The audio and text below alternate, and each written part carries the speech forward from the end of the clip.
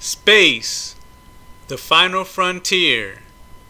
These are the voyages of the Starship Enterprise, its continuing mission to explore strange new worlds, to seek out new life and new civilizations, to boldly go where no one has gone before. Good evening, everyone, and welcome to Black Literature, Black History. This is Jason Williams, and tonight we're going to be doing something a little different. Instead of looking in books to discuss black literature or black history, we're going to look at the series of Star Trek, and specifically the black characters in Star Trek tonight. And the reason why I want to look at the black characters in Star Trek is because I believe that they certainly do play a part in black history, and some of the series of Star Trek are my favorite series. And hands down, Deep Space Nine was my favorite series out of all of the Star Trek series. Now, we're not going to go way in depth about Star Trek. So if you're a super Trekkie and you're looking to get some type of deep inside information about Star Trek, this may disappoint you. I'm just going to discuss a few of the black characters in a few of the series. Now, the series that I'm going to look at and the characters are the first series of Star Trek with Lieutenant Uhura. We're going to look at the second series with Lieutenant Commander Worf and Lieutenant Commander Geordi LaForge and Guinan.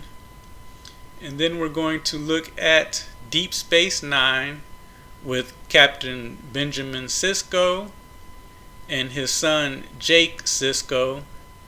And then we're going to look at Star Trek Voyager with Lieutenant Commander Tuvok.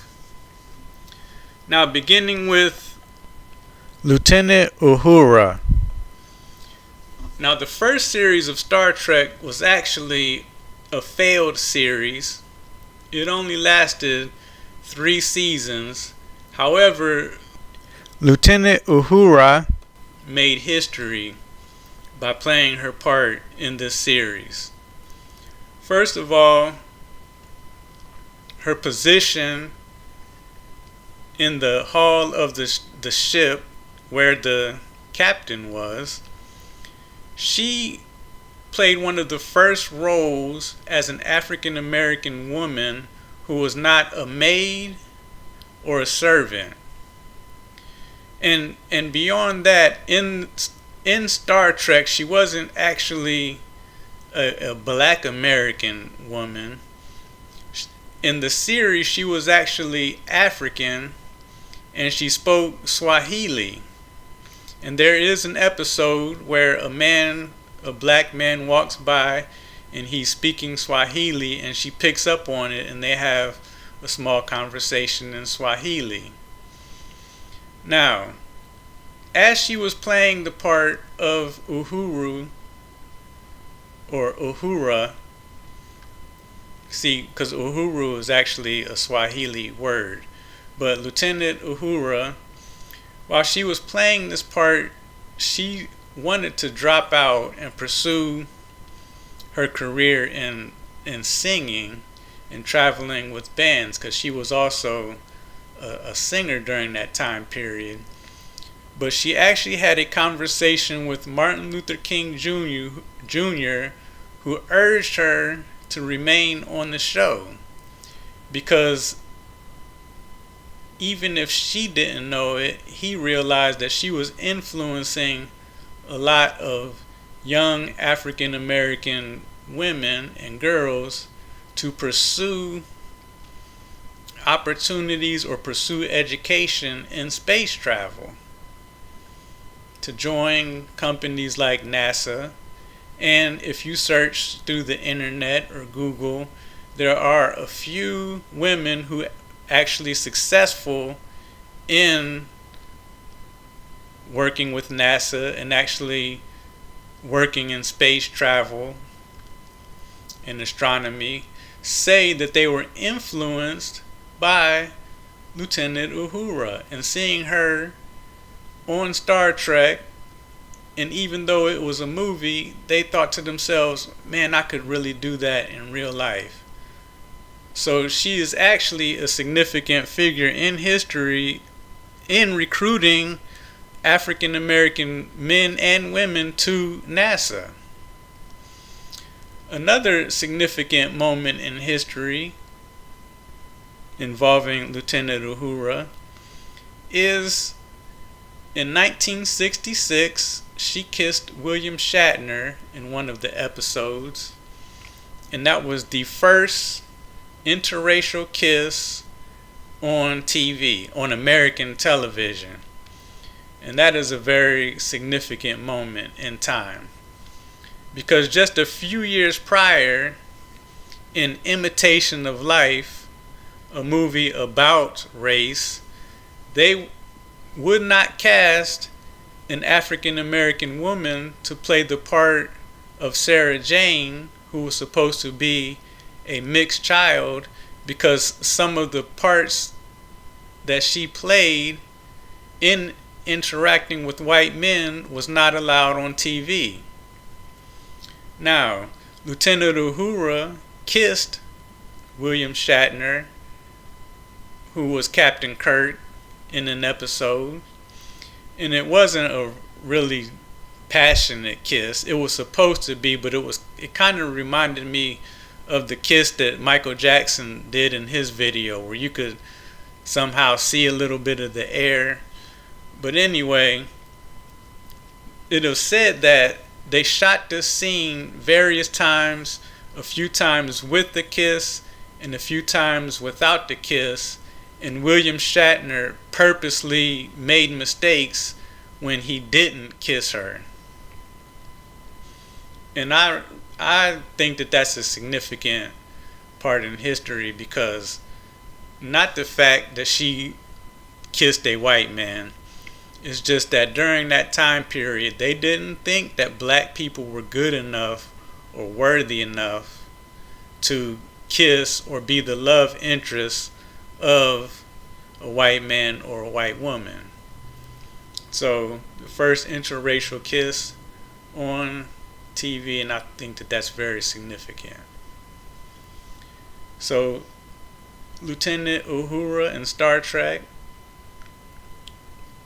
Now that series is very hard to watch nowadays because it's very outdated, and like, it was a failed series, but you wouldn't realize today that it was actually a failed series, because everyone knows who Captain Kirk is, everyone knows who Spock is, and I have some neighbors who have a very creepy full-size portrait, like a full body size image of Spock in their window, which freaks me out every time I go outside and walk past it, even though it's been there for a while. And it freaks out everybody else who ever visits me, because it's just like, who is this big man standing in the window staring? And then you look at it and you see that it's Spock. So I guess they're Trekkies over there. I don't really know them that well. Now the next character that I want to get into is Commander Geordi LaForge. Now he is LeVar Burton, and we all know who LeVar Burton is. He is Kunta Kinte. He's Geordi LaForge. He's the guy on Reading Rainbow that many of us my age grew up with, the butterfly in the sky. I can fly twice as high. And it's really not surprising to see him in this role as the chief engineer on the ship, which is a very prestigious position, a very educated position, because he's the chief engineer. He's he's so smart that he even befriends Data, and they have many interesting conversations. But while I was putting this video together, I found it surprising as well that LeVar Burton, or Commander Geordi LaForge, he's not an African American in this show. It says that he was actually born in Somalia, an African nation part of the Federation. So he is actually of African origin on the Next Generation. Now, what I found interesting while I used to watch this show was that there was a game show out called The Weakest Link, where they brought back all the cast members from the original Star Trek, and, well, not all of the characters, but the significant characters from Star Trek and the significant characters from the Next Generation. And if anyone remembers The Weakest Link, they used to go around with the question, and people would answer it and get eliminated, and the pot would grow the more answers that the people got. So you had to depend on your mates or your teammates to make the pot grow, but then you slowly got eliminated as the game went on. And actually this was for charity, since these were actors from Star Trek playing, and they actually set a record for the highest pot ever won up to that date, and LeVar Burton won the show. He seemed to know every single answer, or he seemed to know the answer to every question that was thrown to him, and he not only answered the questions, if the question was in reference to a foreign author or a foreign inventor or anything foreign, he pronounced it in the language that the answer was in, which me and my family found amazing, because my dad used to watch Star Trek, and everything that had to do with Star Trek, he actually got me into Star Trek. But we used to gather around and watch, and we watched that show, and we were impressed by that. So I really enjoyed seeing LeVar Burton play this role in the Next Generation. Now, the next character is Worf, and I don't know if I should introduce him during the Next Generation, because that's where he was introduced as a character. He's a Klingon. His name is Michael Dorn. Oh, and I don't know if I said that Lieutenant Uhura, her name is Nichelle Nichols. But Michael Dorn is Worf, and he was in the most episodes of any character in the whole Star Trek series. And I believe that he represented the life of a black American. He's a Klingon that was raised by human parents, and he often found himself alone. And then when he was confronted by those of his own race, he always had to prove himself to them. But at the same time, he also had to prove himself to the quote Americans or the Federation. So there was a constant struggle between cultures, and many humans viewed the Klingons as very ruthless, very masculine brutes, not very smart, and they didn't appreciate him. And then those of his own race viewed him as soft and not really, quote, down with his culture. And they saw him as a sellout whenever he bowed down to Federation rules in order to keep his position, which he was very proud of on the Enterprise. Now, in the Next Generation, Worf, he's chief of security, and he gets beat up a lot. He doesn't really get to exercise his Klingon strength and power, but it seems like he was honing his skills in the Next Generation to be the Klingon that he is in Deep Space Nine. But one thing I want to point out about Worf was that he was a father, and he had a son, and the mother of his son was a mixed race Klingon. She was half human and half Klingon. But just like in many cases with Black Americans, when you have a person in America who is of mixed race between blacks and whites, that person is viewed as black 99% of the time. Just like Barack Obama is half black, half white, but he is considered the first black president.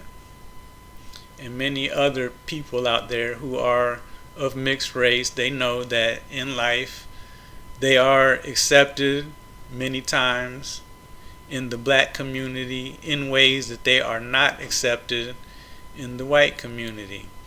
And in Star Trek, there are a few mixed race Klingons, and they are viewed and treated as Klingons. So Lieutenant Worf is a father. He's a proud father, but he doesn't actually have the capacity to take care of his son Alexander. But when he does have his son, he tries to teach him the ways of the Klingon, and his son is very rebellious against that in his own age. But they do have an episode where his son comes back from the future, and he's really trying to persuade himself as a young child to listen to Worf and to become a stronger Klingon.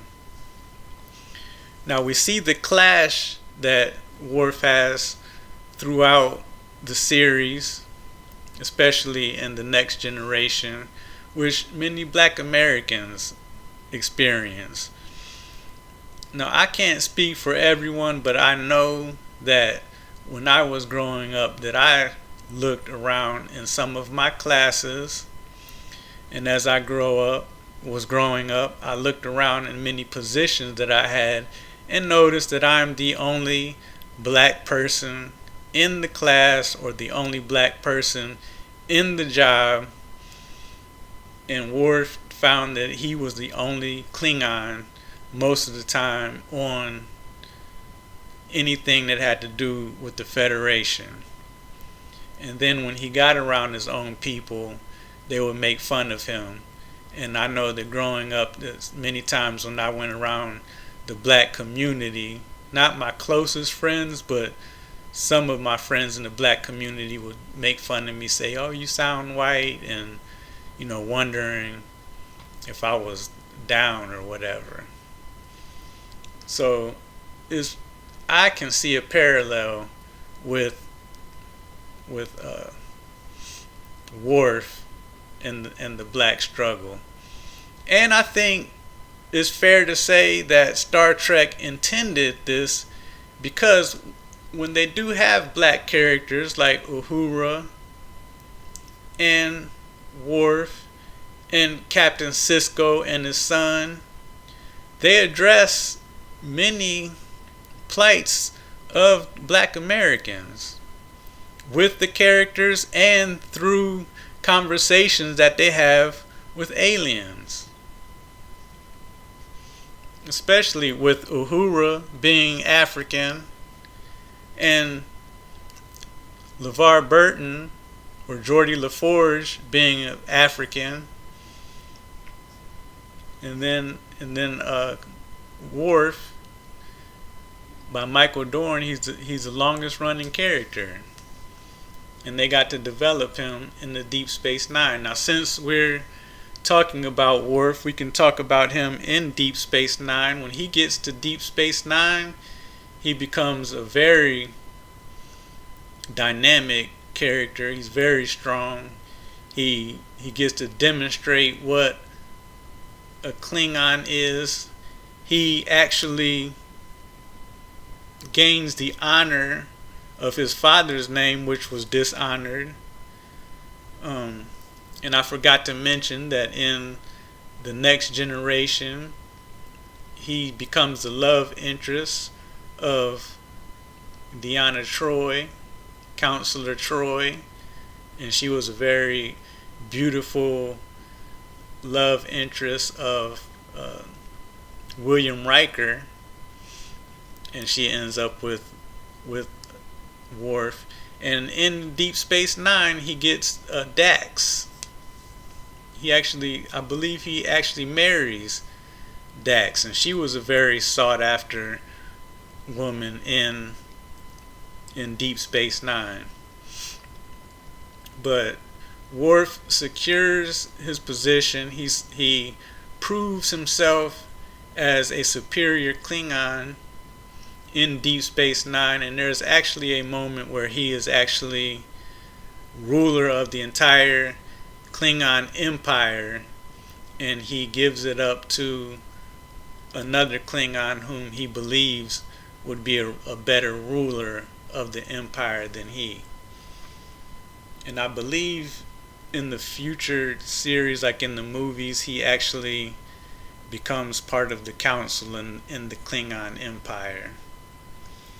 But yeah, Michael Dorn playing Worf was an exceptional character, and there's a lot of videos about the Klingon Empire and Trekkies who have some very interesting videos that go into the history of the Klingons. But I really admired this character and how, just how he was a father to his child. And then we go to Guinan before we get to Deep Space Nine. Now, Guinan was played by Whoopi Goldberg, and we all know who Whoopi Goldberg is.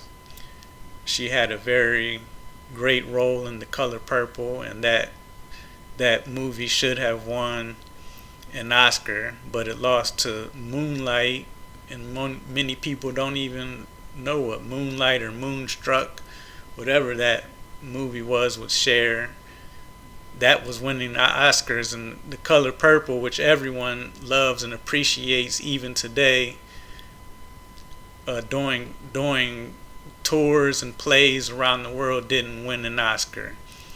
But Whoopi Goldberg played a very great role in that, and she played some great roles in Sister Act, and she actually came up as a stand-up comedian.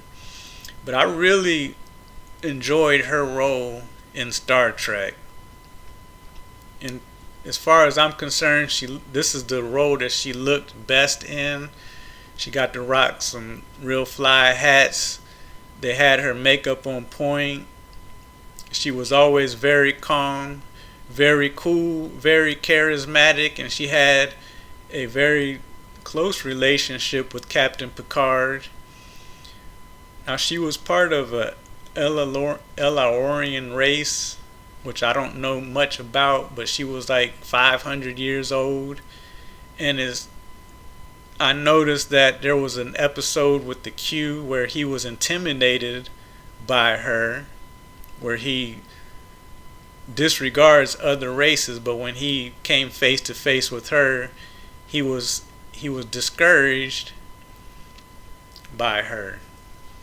And also there was some episodes with the Borg, which she was an advisor to Captain Picard because she knew the Borg, because her people were assimilated by the Borg, and she was a survivor.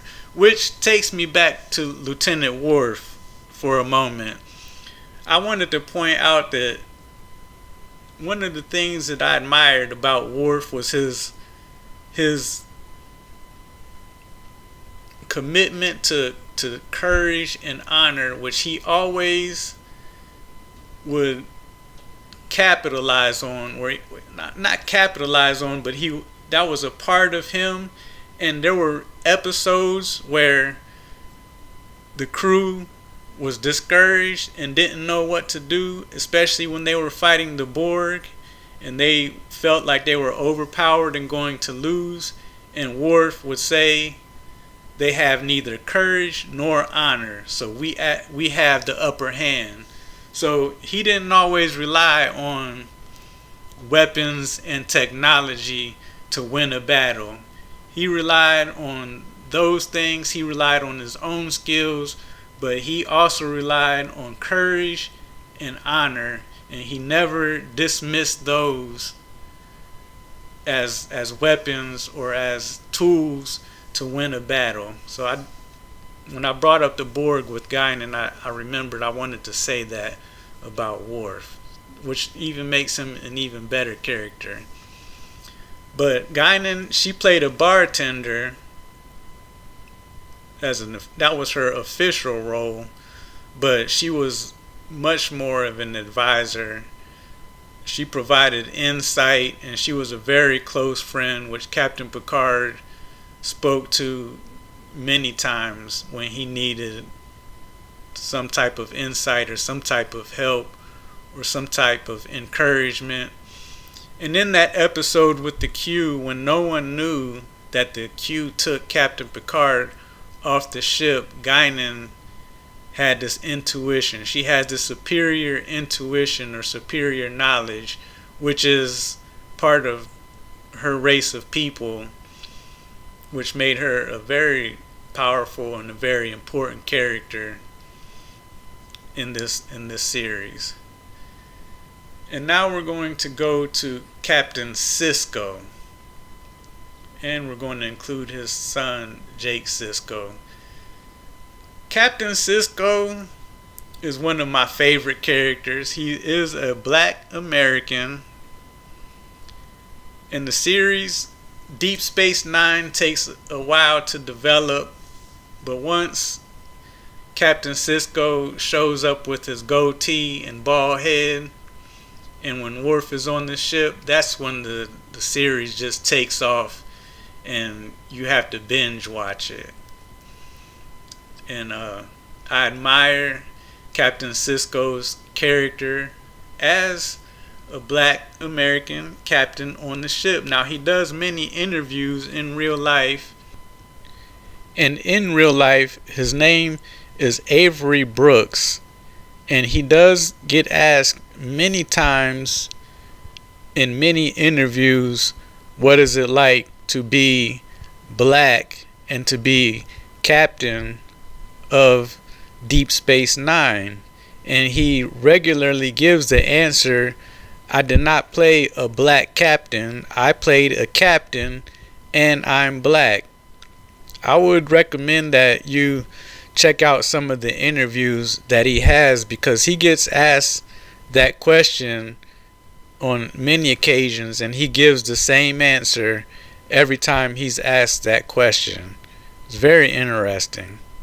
And what I noticed about his character is that he was a great fighter. Like, when his fight scenes in the movies were just fantastic, because to tell the truth, he was more fierce than Worf when in his fight scenes.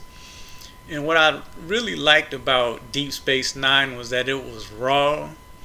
He wasn't a captain who always chose the high road or tried to do good. He was downright cutthroat when he coerced the Romulans to enter into the war against the Dominion on the side of Deep Space Nine. He actually had a Cardassian blow up one of the Romulan ships and blame it on the Dominion in order to force the hand of the Romulans to fight along with Deep Space Nine and the Federation against the Dominion in order to defeat the Dominion. And he did a whole page on it. I say page because it seemed like a YouTube page, but it was in his entries. He talked about it and said that he knows that it was wrong, but if he had to do it again to get the Romulans to enter the war, he would have done it again. So he was a very real character. And another thing that I appreciated about his character was that they didn't dance around the African American experience. They actually put it right there in many of the scenes where he was a writer in a dream world in America, and he was being discriminated against because he was black. And there was a scene where they were going back in time in a holodeck, and Captain Sisko said, I don't want to go in there because I don't want to act like that time period they accepted black people. But they ultimately encouraged him to go. And another thing that I admire about this character is that it's another depiction of a father taking care of his son, Jake Sisko. Now, I don't know very much about James Avery and his other acting roles, or Cirroc Lofton, who plays Jake Sisko. I don't know anything about his acting, but I know that in this show it was a very close father and son relationship because the mother died in the first scene. And I really like to watch some shows that have small children because we actually see them grow up from small children to young men. Like, you don't see it that much in the actors who are already grown, but Jake starts out the series as a little child, and then by the end of the series he's this tall, grown young man. And he has, the little teenage problems and stuff with his father, and it's very interesting for the channel Black Literature, Black History that he ultimately becomes a writer in the show, and they focus on that. They have a couple, like an episode or two focusing on that. So, but I really like the black father, black son relationship in this. So that was shown, like Worf had his son that he would teach, and Captain Sisko had his son that he was very proud of and taught. And then we go to Star Trek Voyager with Tuvok, and his name is Tim Russell. But Tuvok, I really like his character. He's a black Vulcan. Through the various episodes, he was very proud of his family. He was a family man, and he very much wanted to get home. And I noticed that when Tom Paris had questions about family life or how to be a father or a certain figure, he would go to Tuvok because he knew that Tuvok was very serious about his family and responsibilities at home. And he was also a security officer, very intelligent, very logical. Spock was another Vulcan, very famous Vulcan, and Tuvok was just a phenomenal character.